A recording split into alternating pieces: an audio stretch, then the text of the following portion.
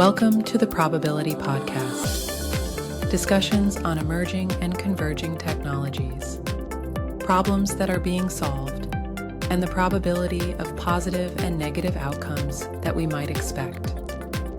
Now, please welcome your hosts, Jason, the generator Spracklin, and Patrick, the discriminator Lozon.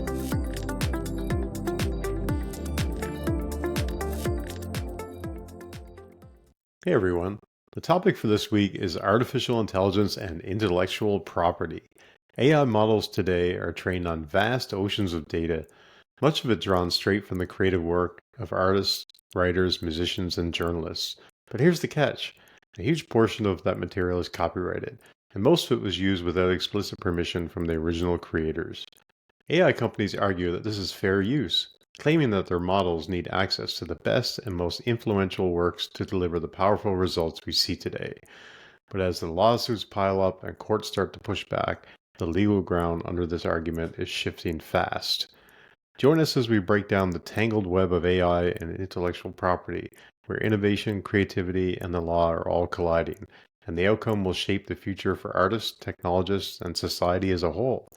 So, Patrick, are you ready for the next AI superstar? The meme. The AI meme. Yes. Well, when you think about this is a big problem. It's never going to go away because it's been institutionalized, right? When we look at any AI model now, it's built on this foundation of stealing IP and stealing copyright rated material. There's no getting away from it. It's borrowing it. Come on, it's just borrowing. Yeah.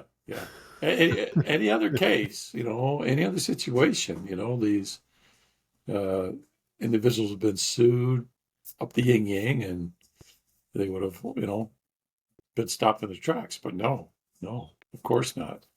But really, yeah. Not going to stop AI industry, of course. Yeah. Well, really, it's it's an example of the technology getting ahead of the laws, right? In essence, that and this happens quite often, right? Where you have a lot of innovation in any industry, especially in the tech industry, and people start making things and putting things out there, and initially the governments aren't really paying attention, right? It's just sort of another innovation they haven't wrapped their heads around necessarily, and then you end up in this case with generative AI essentially, quote unquote, stealing or borrowing or learning from other works, right? In order to create original works. And the laws simply did not catch up fast enough. Now they are, but it's a little bit too late. In the meantime, we've set this precedent, right, around people using this technology either outright to just create things to put out there or co-creating. And there's different flavors of this. And certainly, like we've talked about many times, like AI can be used as a tool, and I think even a tool to be creative. If you go back and listen to the episode we did on AI and creativity, I think it was towards the end of season 1, we talked a lot about that, where it could be used as a tool, but in many cases now it's just being used to just pilfer and create works that are claiming to be original, but really without AGI, there's no such thing as AI being able to create an original work, right? Because like a human, it has to learn from somewhere, and in the real human world, we have things like copyright laws to protect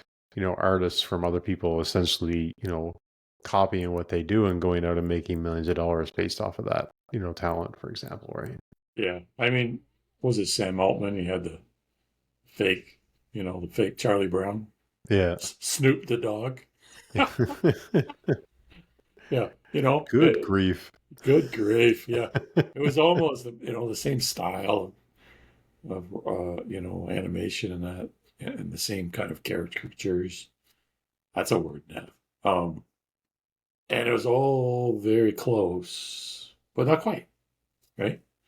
And typically that would be like, you put out a song and that song sounds so close to another song that there's sufficient doubt that this has been mimicked, right? And, that's where copyright kicks in, right? So you get into a situation now. See what's happened with, like you said, with AI. Nobody had been caught up, and you got these guys training these models, and they like to use the word obfuscation, right? They Yeah, or they fair take the use. data and they play around with it and ingest it into their models, and oh well, it's not going to be utilized, right, in order to generate a similar copy. It's going to be utilized to generate new and wonderful creative things above and beyond any particular work, right?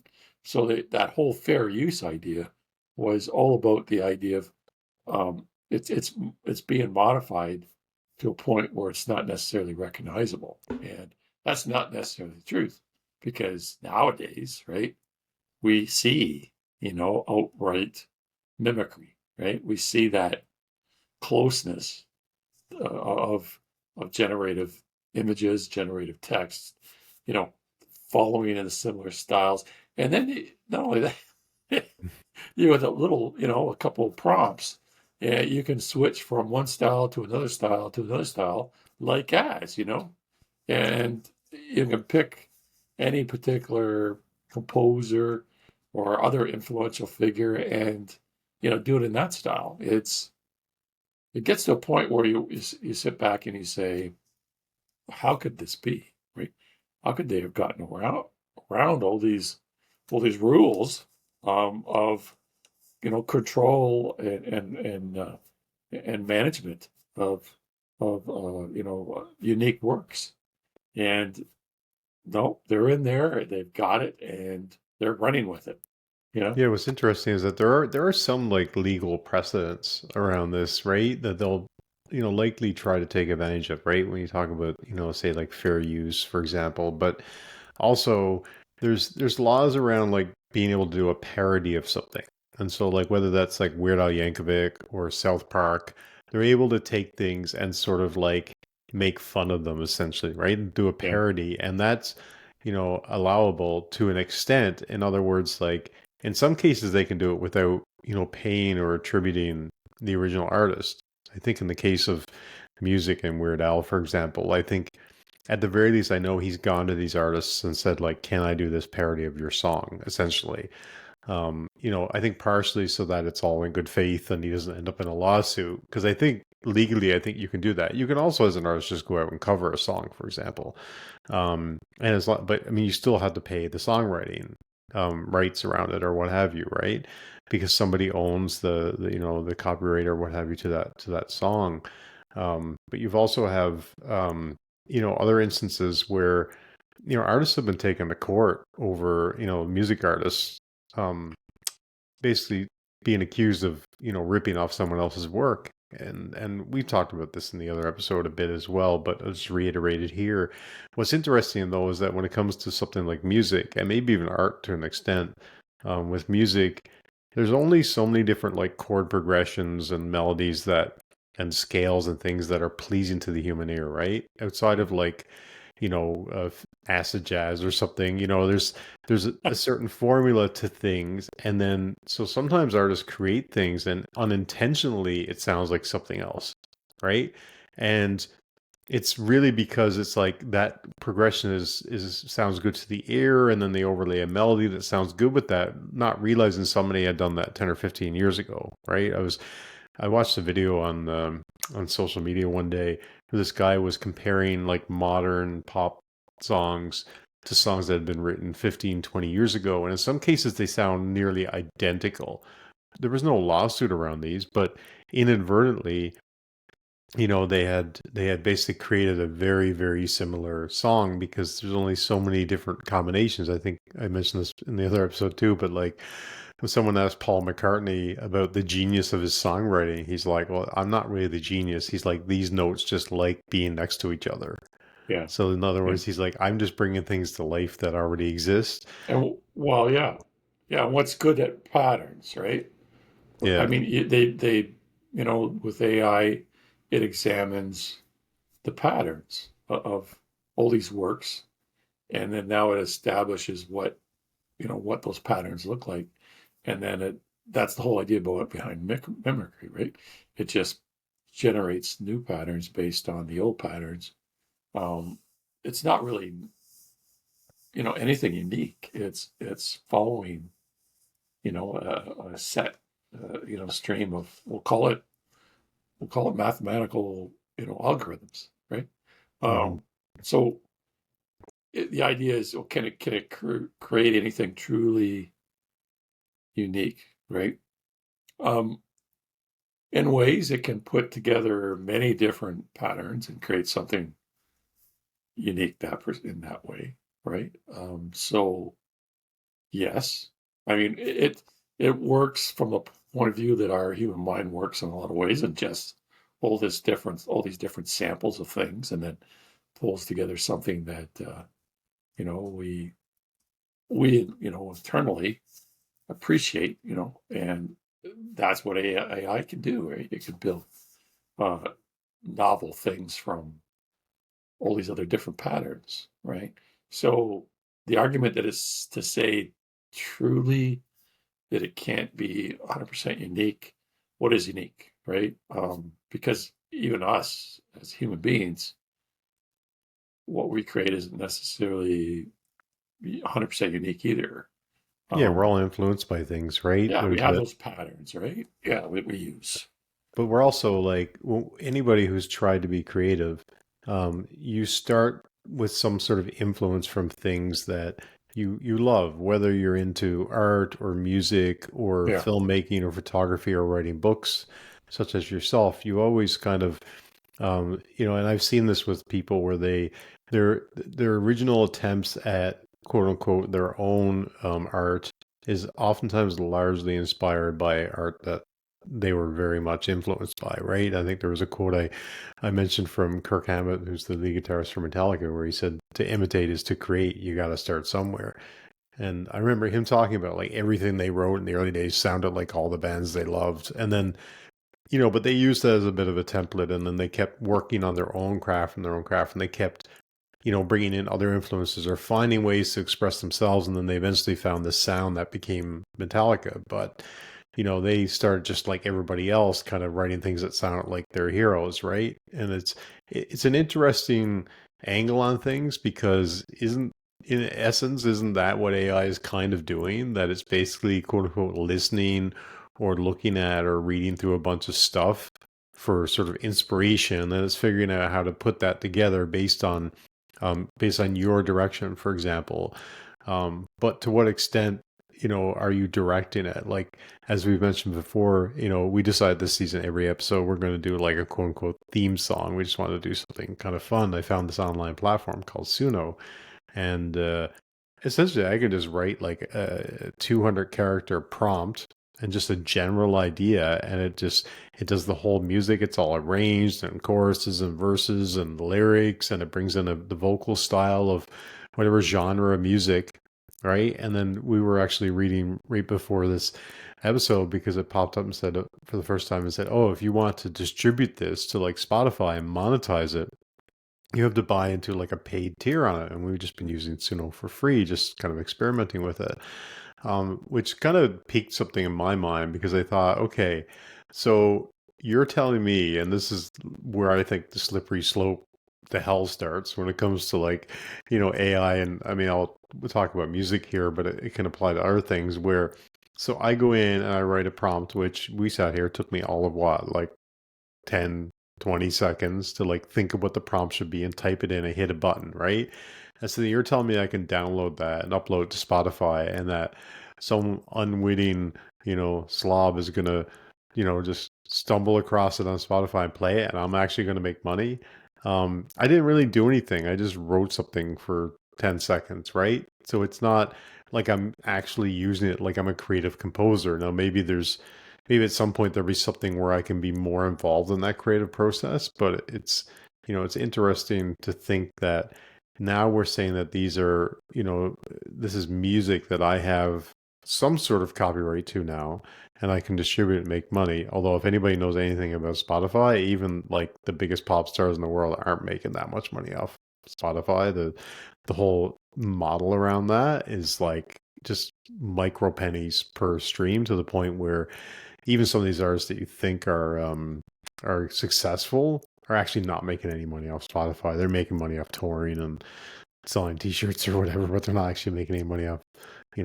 Spotify, for example, or any of the streaming platforms. But it's kind of it's a very strange thing to me that with very little effort I could create what's supposedly a work of art and put it out and monetize it. It just doesn't really compute in my brain in the way that it should, because I know how much work goes into real art. And this Yeah. is not, I didn't put any work into it. So why am I going to benefit off it, right? It's a weird business model, but anyway. Yeah. Yeah. I mean, the other side of it is you can look at it and say, well, how long did it take? How much effort? How many cycles of machine processing did it take to actually build? You know, how many programmers, blah, blah, blah, to actually build this? It's like this pharmaceutical argument, right? Yeah, It yeah, took yeah. billions of dollars, to create this thing. And now, they're going to charge, $1 million a pill, right? Well, the idea is if you think about it, with anything that AI is producing, you put in a certain, tidbit information or minimal effort, and you get out a product, right? And it's like, okay, how good is that product? I don't know. I'm back in the old days, right? There we go. Yeah, if you don't put a lot of value in it, there's not a lot of value uh, of it, right? If you don't put a lot of work in it, I should say, it doesn't have a lot of value.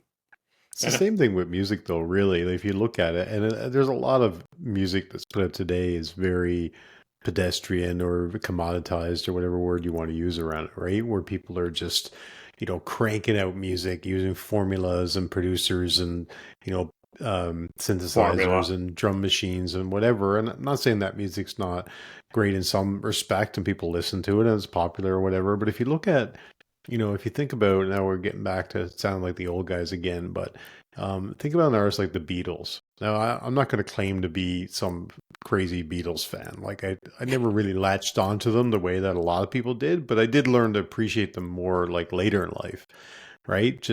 And it's funny because the Beatles songs or a lot of them are very simple if you listen to them, right? yeah, There's yeah, that's simple true. chords and simple progressions, like I mentioned. It's funny because I mentioned Paul McCartney earlier, but where he talked about the notes sounding nice to next to each other, they like being next to each other, which he kind of gave them a little bit of like a life, right? Like the notes are alive, which I guess they are, right? They exist.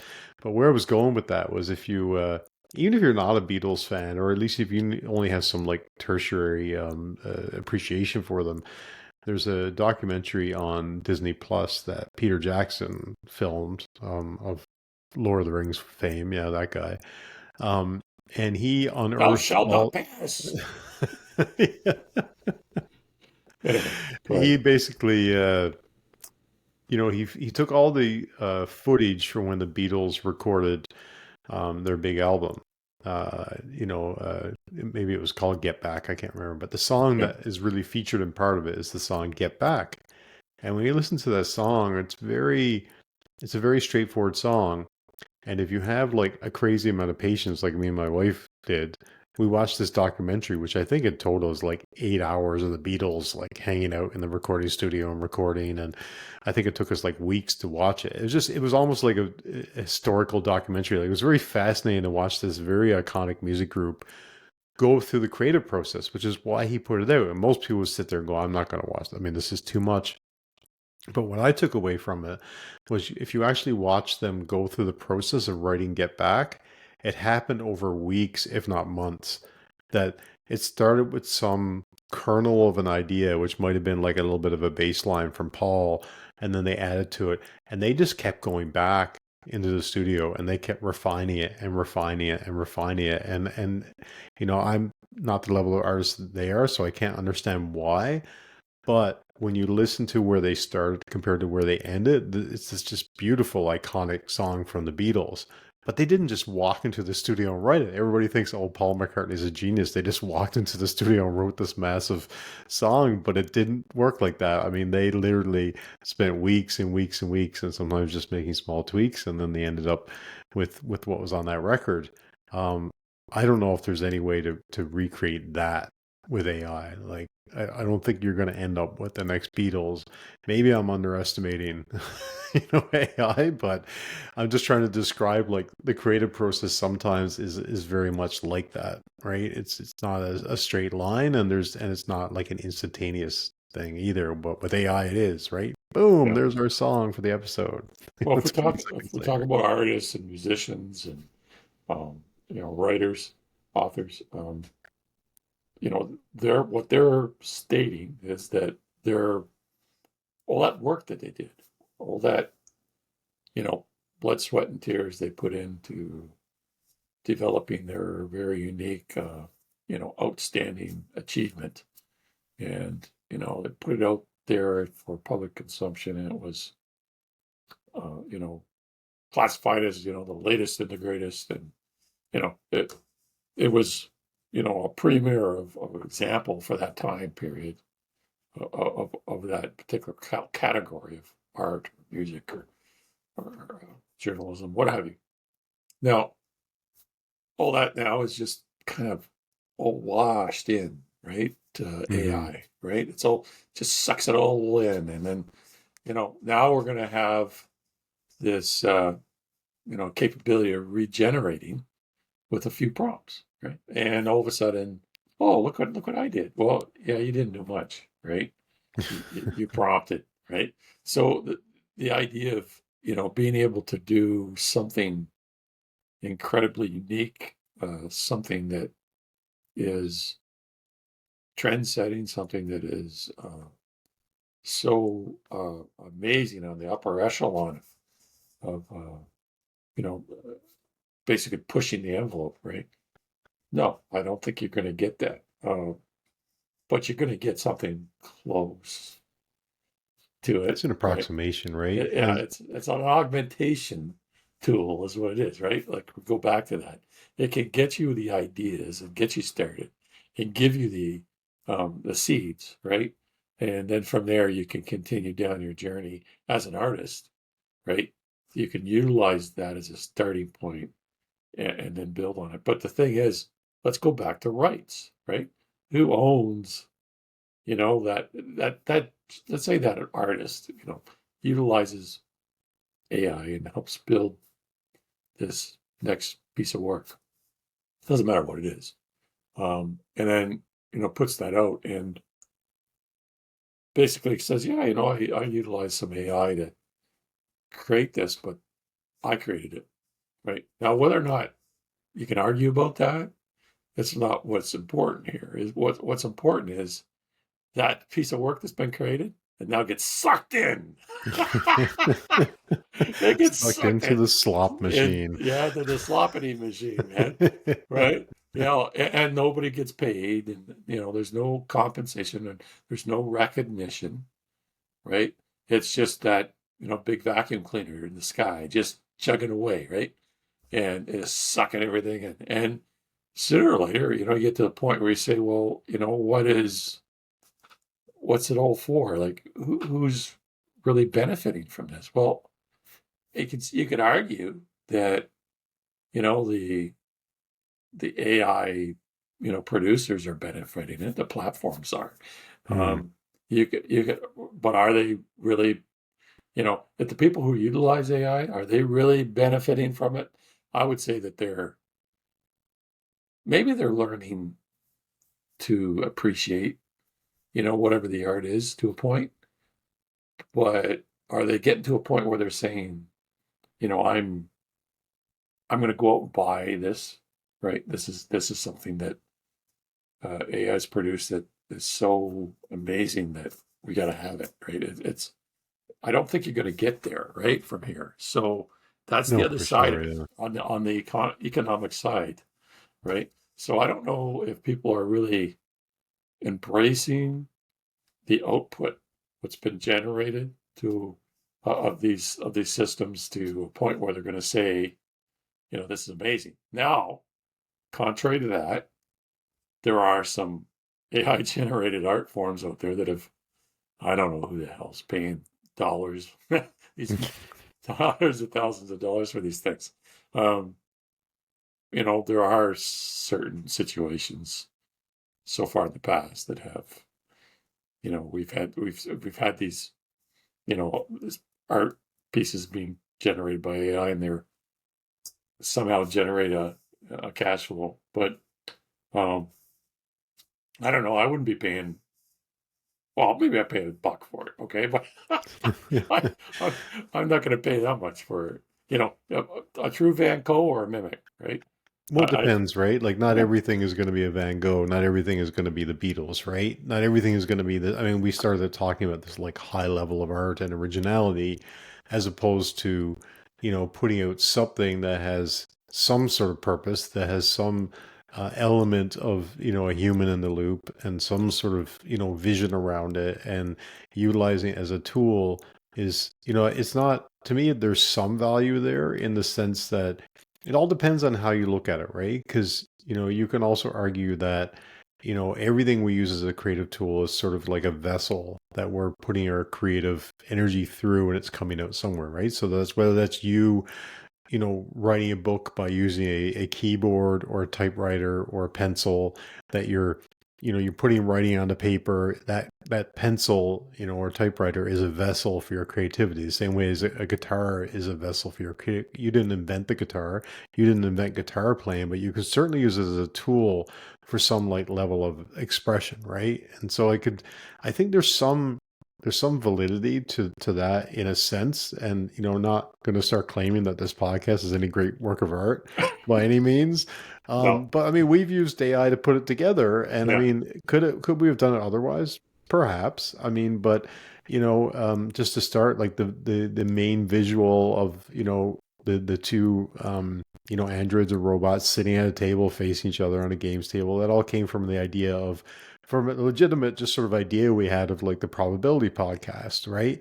That the generator and the discriminator are two entities in programming that kind of come together and debate and come to some conclusion. And so we brought that into like a creative realm through AI. Now, if I had greater graphic design talents, I could probably produce it. I could probably produce something, or I could pay somebody to do it. But the end result would have been there, right? I could have paid a graphic designer. We have an intro to the podcast and an outro in which we're using some. It wasn't AI music, but it was free copyright. But I did use like an AI voiceover to create the voiceover, but I had to write the voiceover and what I wanted it to say, and I had to work with it to figure out the cadence of how I wanted it to say it. So I had the right pauses and everything, right? And then every episode, we've done artwork for the episode in which I've had to, as sort of like some version of a creative director, kind of prompt AI in such a way so I get some end result that in my mind matches what I was going for. And again, not it's not the same level of effort and time and talent it takes to produce real art, but I kind of like the process of like, okay, I need a cover for this episode, and here's what the episode's about. Now in my mind, I go like, what do I want this to look like, for example, right? And then I go through that process, and so there's like so many examples of how I've used AI to help put together the visuals for this and what have you. That it's being used as a tool or a vessel, just like a pencil or a typewriter or a guitar, right? And I'm not going to claim it's any great work of art that people need to pay a lot of money for, but as a creative tool, it does present some interesting options that normally would take you a lot more time, a lot more money, and a lot more people to accomplish. So it does provide some sort of, it kind of democratizes some element of creativity, perhaps. But then if I go and create, an image and then somebody claims, well, I created an original work of art that looks almost like this. And it just so happens that the AI model, that piece of art was ingested to the AI model, and now it becomes the yeah, artwork for our episode. Now we haven't got to the point of monetizing this yet, but I kind of going yeah, down that rabbit hole a bit yeah. of like, where does that land? So like, before we get too off topic, because we did talk a lot about, AI and creativity in a previous episode, but like, so where does that leave things in terms of like model training and IP copyright, and like where's that landing in the legal sphere of things? Well, I think, Um, through this conversation, I mean, we're kind of arguing for the fair use, right? Because if you think about fair use, what they argue about is, it's transformative use of the information, right? So mm, you're ingesting copyright data, unique works, to train, these models to be, and that process is transformative because it's actually creating a tool that can mimic or recreate work, but never necessarily as good as the original work, right?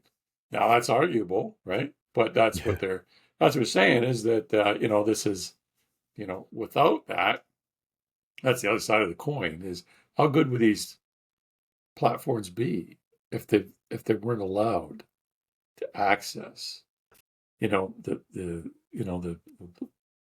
basic amazing tools and products out there that have been developed over time, those amazing pieces of music and art forms and writing. I mean, if it couldn't access that, what kind of output would it be able to do today? What could it achieve?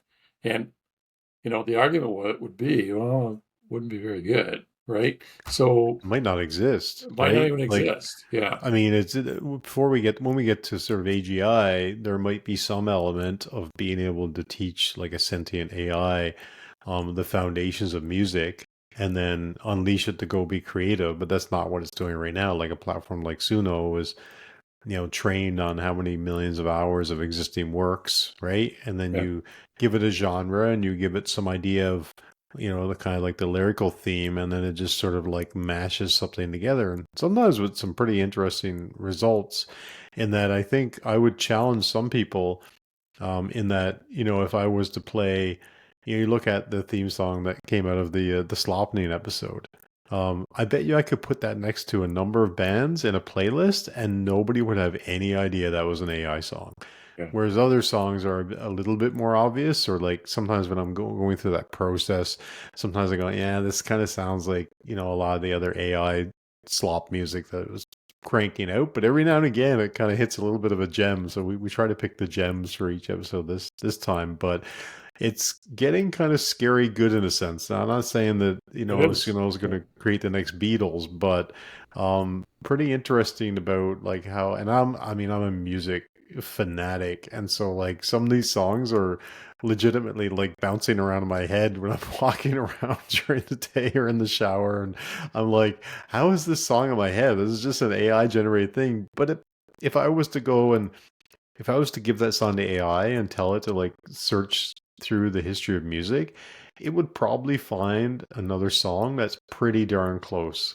Like, and this is where I think this is where the AI um, copyright stuff is going to get interesting, because darn well that artists are going to start to find these AI generated works that are really close. It's a mathematical thing, right? Like eventually there's going to be a lot of stuff out there that's going to sound like a lot of stuff that's already out there, and artists are going to start to get a little bit upset about that, and there's going to be a lot of lawsuits, and it'd be interesting to see where all that lands ultimately, right? Because it's like anything. If you let's just say, for example, that the laws start to become friendly towards that, and then we get more and more AI generated music because it's easy, right? Because now the corporations don't have to search out the artist and pay the artist and deal with the copyrights and the loyalty, and everything else, and the royalty, I should say.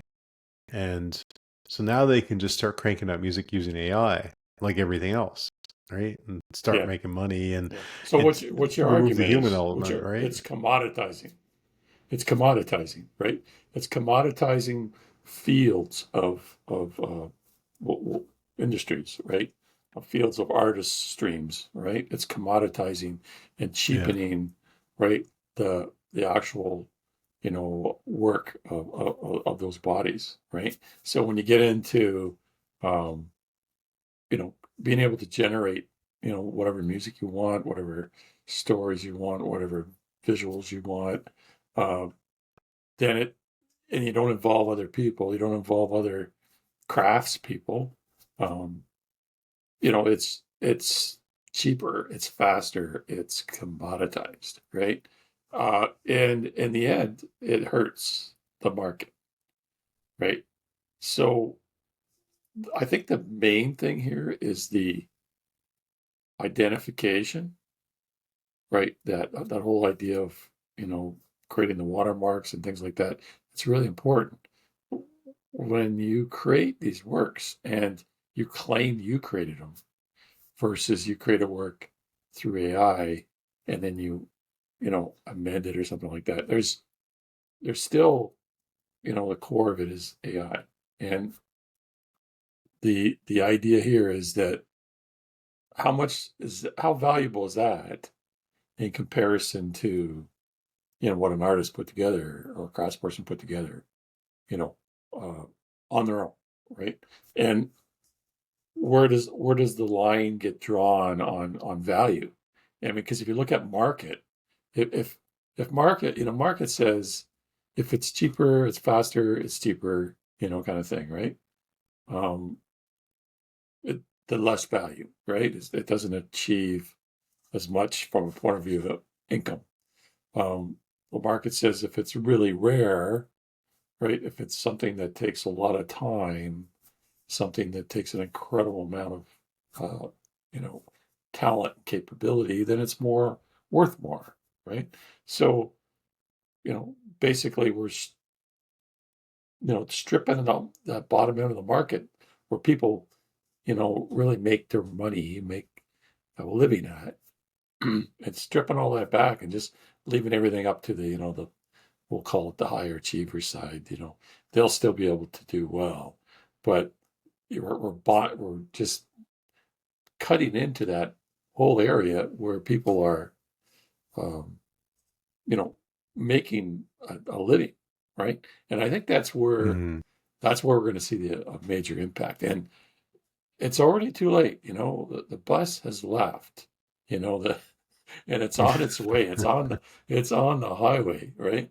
This idea of fair use, and whether or not, I mean, there was no legal precedence, and like you said, the laws out there just hadn't caught up at the time, and now these things have been ingested. All right, all this, all these works, and it's now already in these models. Well, exactly. I It's mean, too late. even if you think about, like, let's just say, for example, okay, great, the laws haven't caught up, and we're starting to see examples of the laws of countries putting laws together around this, right? You're starting to see the laws come out that are a little bit on the friendly side, right? At least towards like human co-created things with AI, for example. But if you go back to the very first episode we did this season, where we talked about the influence of tech, of big tech and government, what do you think is going to happen, right? When you have guys like Sam Altman and I think it was the ex-CEO of Twitter, Jack Dorsey, and Elon Musk coming out and saying like we need to abolish all IP law, Yeah, right? I mean that is as just if they ever did anything really amazing on their stuff.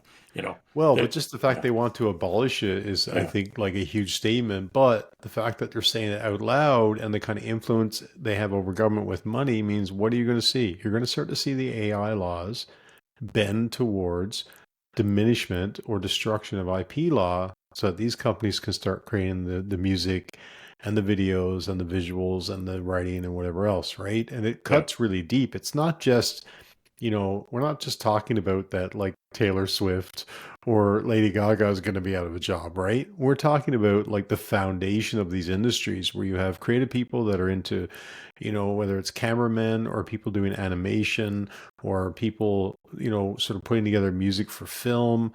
Even a lot of artists that couldn't make it as a big time artist end up writing music for films and soundtracks and things like that. Well, as soon yeah, as all that gets AI generated, and the studio can do it for much cheaper and it's at least close enough to what they want, you're going to see a diminishment of not just like the big artist side of things, but also like the other people in the industry who are no longer going to need to be utilized, right? yeah, yeah. And that's the biggest danger, right? When we think about it, that's what I said. The commodity market, right? It's really stripping the value equation down.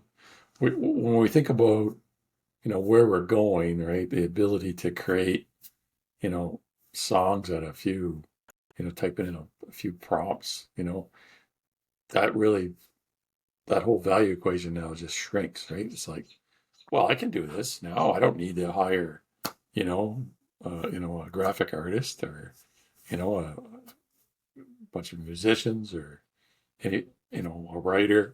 I don't need any of that, right? I can do it all from my desktop, right? And sure, that person has been enabled. We've been enabled with our podcast, Yeah. but the other side of that is that, um, does that mean that those individuals that would have been doing this work are no longer are out of work now? Probably. There's a shift in the market, right? It's what's happening. Except for we can't afford to pay anybody, so we wouldn't have paid anybody for It this would, to begin our podcast would have never existed. Yeah, it's just that simple. But so when we get into where we're going with this, right? Like we said, the horse has left the stall. It's with. already started. Even if the laws catch up, the huge problem I see is the watermarking of AI generated content. The technologies are not being applied there. The ideas aren't being applied there because they don't want it to be, right? Because they don't want that level of recognition, right? They want this to proliferate, right? This output of these tools. They want them to be adopted, and they want everybody and their brother to start using it, and they don't want that identification component, right? Mhm. They want to have that doubt because to them, right, that means money in the end because they're charging, right? They do get income from the output. It's you pay for a lot of these services, and those services over time are gonna, it's gonna do just what Walmart does. They go in, they eliminate the competition, and then what happens? Up goes the prices, right? Yeah. Well, I Yeah, mean, it's like everything we've seen, right? Like when it comes to like implementing robotics or AI in industries that are, replacing people en masse around things they figure out that they can sort of do for cheaper, right? But it's also, sort of there's a culpability there that they're trying to deny as well, right? And that was sort of the example that you mentioned in like, the Charlie Brown piece, right? Where it was like, Altman was just kind of being kind of glib about it, right? And he kind of said, well, maybe, it saw it in the training data somewhere and then it ended up creating this, right? But the bottom line is that we don't have sentient AI. So, like, the AI doesn't know what it's mimicking or creating. It actually doesn't have any like situational awareness that it's taking away people's livelihoods, right? Or mimicking something. It doesn't have a concept of what Charlie Brown is and why it's important in culture. And maybe it can read that in its training data, but the point being is that it's not sentient, it's not human, so it doesn't really understand the consequence. So in other words, it's still technology that was created by Sam Altman's company, and he's kind of talking about it as if, well, it's not my fault if AI looks at some Charlie Brown cartoons and ends up creating something similar. It was like, well, yeah, it is your fault because you created the software and you trained it on that data. It's trying to absolve yourself of responsibility for just something. It's shrug it it's a off. weird attitude, right? It's just Yeah, kind of like glib thing. But then then you look at where we're going with some of these we'll get away from music for a bit and talk about like video and so on, right? In that we're starting to see now that people are creating TV commercials and other things where you can just like prompt like an AI video platform and it can create fantastical scenes and you can put a bunch of them together and create a commercial. And now there's going to be AI movies. I showed you the video of the Tom and Jerry cartoon that it yeah, basically had studied all these Tom and Jerry cartoons. I think Tom and Jerry has made their money, over the years. But the point being is that you could basically prompt it to make this Tom and Jerry cartoon, and it did the whole thing, no animators involved. Like yeah, however yeah, long it was, 1 minute, 2 minute, um, and it's very close to what I remember Tom and Jerry cartoons being. And now it's even beyond just something simple. It's you can create a whole scene, whether it's a cartoon or a movie. I just saw the precedent that in the movie industry. So even if we get away from the economic impact of it a little bit, the Academy, the Oscars are saying that they're not going to exclude movies that were created using AI. I think they still stipulate that needs to be some human involvement in it, right? But they're not excluding it. And so that's another, potential slippery slope. And I guess that does tie to economics to a point, because usually when a movie wins an award, it goes on to make a lot more money afterwards than maybe it even originally did, right? Because there's all this like interest around it.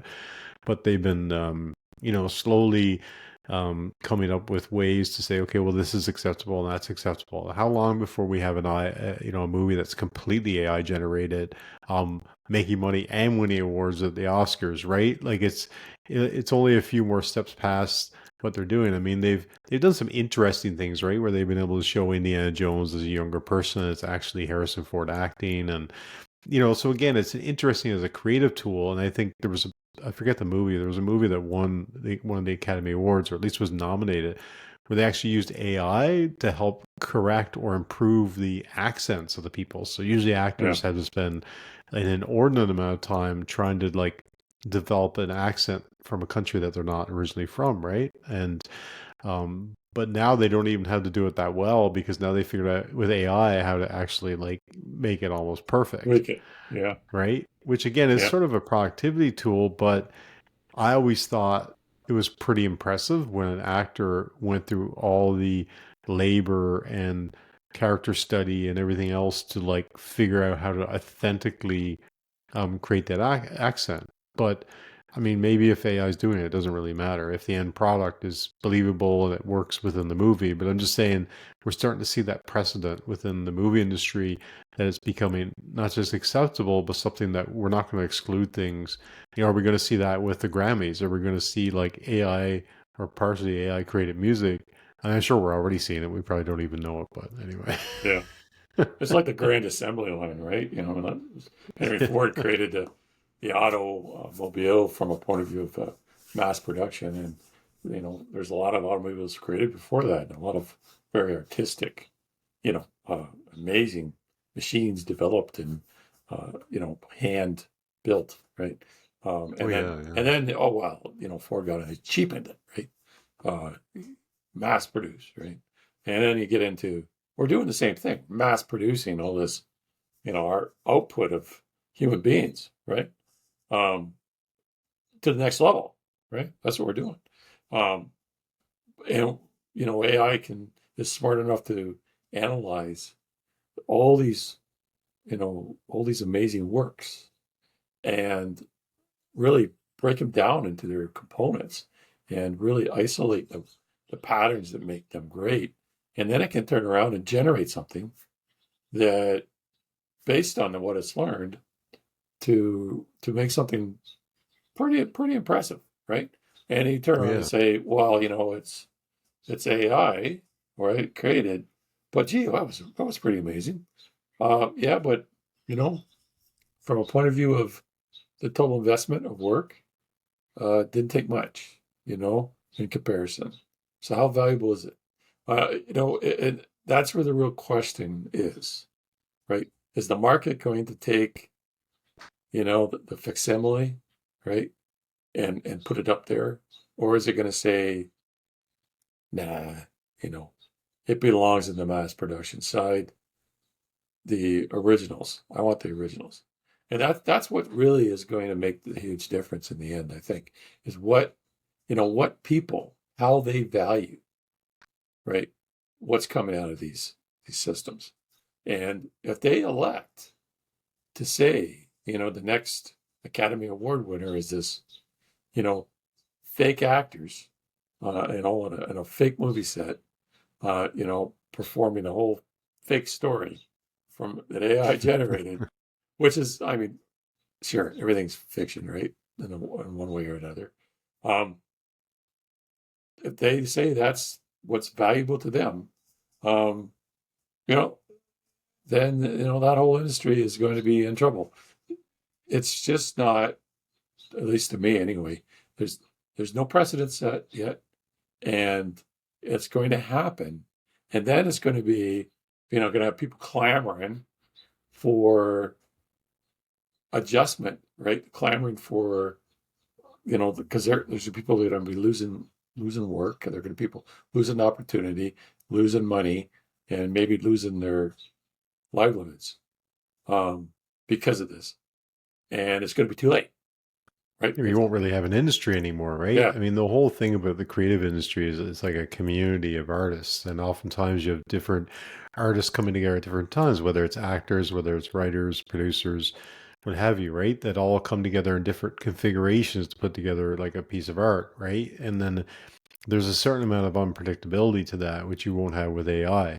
And then, what are you going to have in the end? You're going to have a bunch of stuff being cranked out, and you may have a market that's receptive to it, but you don't really have something that resembles industry anymore. You basically have like an assembly line of stuff that, for whatever reason, either the market has accepted it or it's just got climatized to it, right? It's like the frog boiling in water that, okay, the end product might be something that's acceptable and good.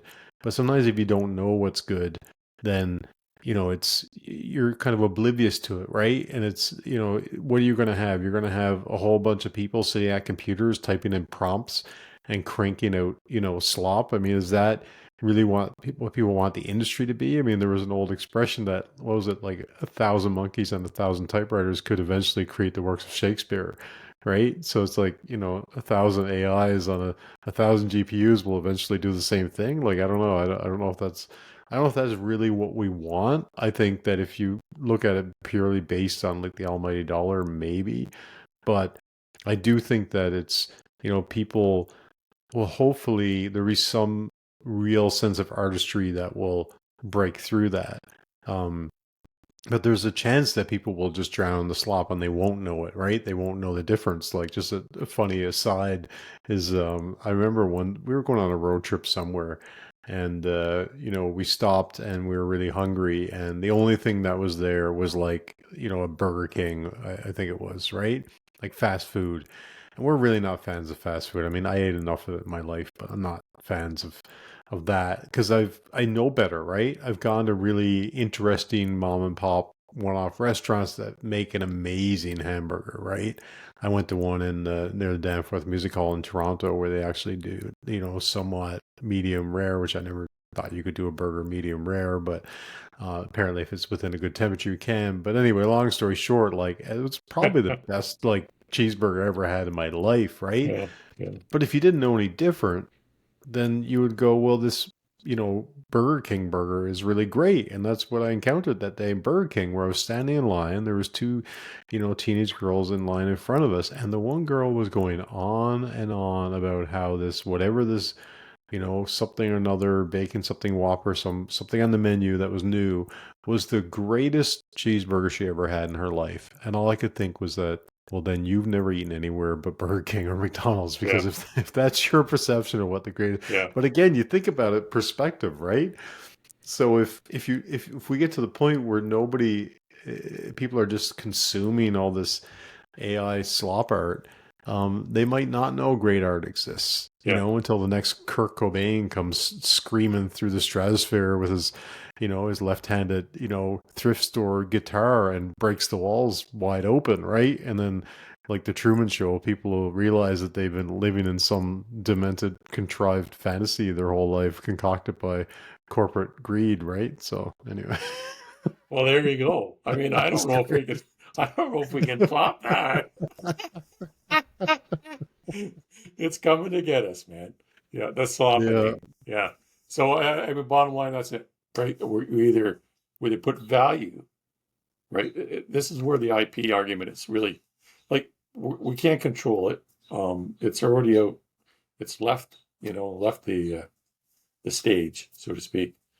So let's try to embrace the fact, right, that we should be still looking for that originality.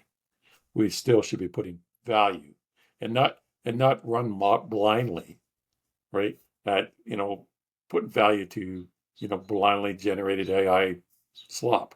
You know, look at what originality is. Look at what a understanding and putting some sort of we'll consider thought and appreciation towards something that's been generated by a human being. Just maybe. Well, you never know. We're living in interesting times, right? In that everybody has their own version of what they think is valuable as well, right? You know, people pay tons of money for NFTs, like, sometimes in the millions, I think. And I look at it and go like, well, you're not What? really buying anything, right? Yeah. It's a digital thing that you're buying, but the point is that you if you think there's value there and Artificial you're paying market. for it, then there's value for it, right? There's value to it because there's values in the eye of the beholder, right? So if Yeah. people start putting value on this AI stuff, on this AI art, as it were, right, then that's going to be problematic because then it sort of sets the status quo, right? The consumers are still in charge. I Yeah. suppose, but also like there is an element of art being made for art's sake, right? That there's a certain like fulfillment in the creation of art, that there are people that make art even knowing that there's no financial benefit to it, right? There are people that create, weird recordings of jazz, or people that write like science fiction novels that nobody buys off of Amazon, but Mr. Patrick Lauzon wrote a number of novels, and I'm sure at the end of the day, his hope was to make a lot of money. But at the end of the day, you did it because there was some level of fulfillment there, right? That Yeah. you got something out of it. And there are people that do things that are against like the mainstream, and they know that they're not going to make $1 million, but there's some level of like personal satisfaction around that. And I think it's, and then there's also, like we started talking about today, was there's the whole process of creativity, that there's a lot of sometimes like blood, sweat, and tears that goes into it, a lot of long nights. And sometimes it's not even planned. There's moments of inspiration. And then there's, like we talked about with the Beatles, where they spend, hours and days and weeks just going over something over and over again until they get it to the point where they feel like it's perfect. But it's not based on an algorithm, right? It's based on like a feeling at the end of the day. And I think where we're headed with this, sort of idea of AI generated art, is that we're trying to skip all of that, right? We're saying, well, that's one way to create it, but now we figured out how to put it into an algorithm, right? And just kind of like spit it out faster and cheaper. But at the end of the day, I don't really think that's the way creativity works, right? To me, that's just like a cheat code.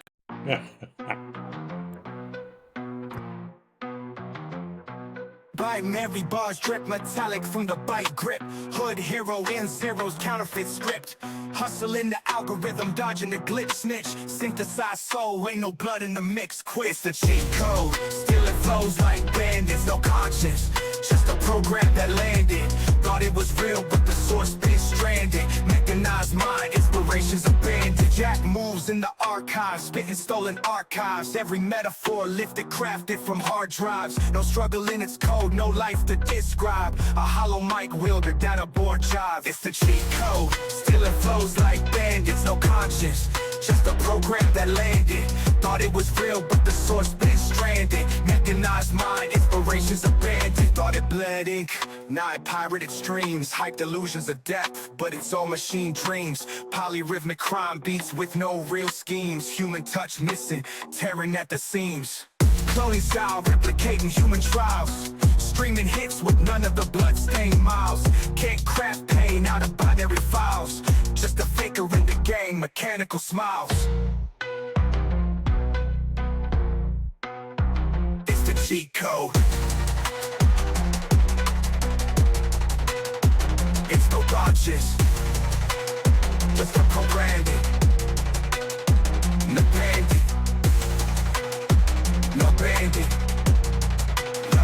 No bandit. Jack moves in the archives, spitting stolen archives. Every metaphor lifted, crafted from hard drives. No struggle in its code, no life to describe. A hollow mic wielder, data born jive. It's the cheat code, stealing flows like bandits. No conscience, just a program that landed. Thought it was real, but the source been stranded. Mechanized mind, inspirations abandoned. You thought it bled ink, now it pirated streams. Hyped illusions of depth, but it's all machine dreams. Polyrhythmic crime beats with no real schemes. Human touch missing, tearing at the seams. Cloning style, replicating human trials. Streaming hits with none of the bloodstained miles. Can't craft pain out of binary files. Just a faker in the game, mechanical smiles. It's the cheat code. No bandit. No bandit.